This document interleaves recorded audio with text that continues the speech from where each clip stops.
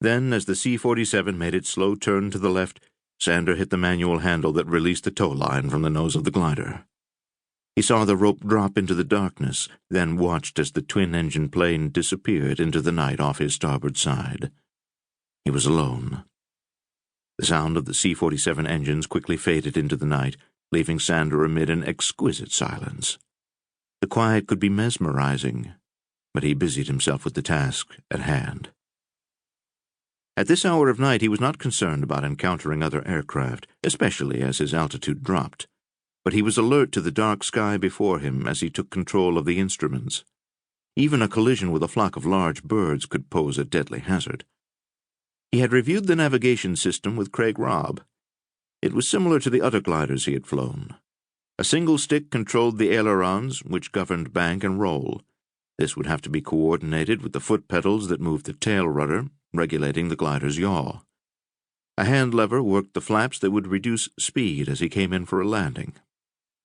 The first order of business was a controlled descent. The ASG-29 is an expertly designed glider with high-aspect wings, and Sandor instantly discovered how sensitive the craft could be when he made his first attempt to roll the plane to the port side and begin downward.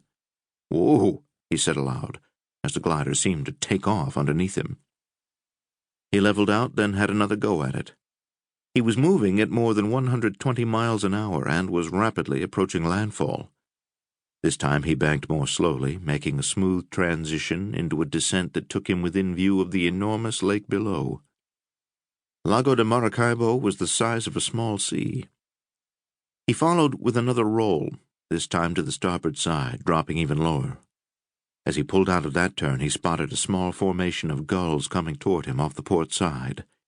Not wanting to hit them, but not risking an unduly quick maneuver, he eased farther to starboard, taking him off course but averting the impact. Sandor had a quick look at the LED readout of his digital compass. He needed to come back 20 degrees to port, which would return him to the planned route. The more populated areas were along the coast, and now that he was reaching the shore, he intended to move quickly west and get far enough inland so the chance of being spotted from the ground was, as Deputy Director Burns might say, within a tolerable degree of risk. The key to his mission was surprise. Detection of any sort could prove fatal. Sandor was over land, and as he turned the glider back on course, he began to make out the outlines beneath him. The night vision goggles were not all that much help in the open sky, but now the landscape below came into focus.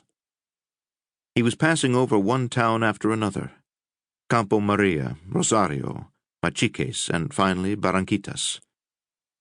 He struggled to maintain the precarious balance between staying below radar levels and keeping his altitude high enough to reach his landing area before gravity and wind currents brought him down. He repeatedly worked the controls to raise the nose of the glider, then lower it again, resulting in something akin to an untracked roller coaster ride, as he and his unpowered craft raced through the dark night.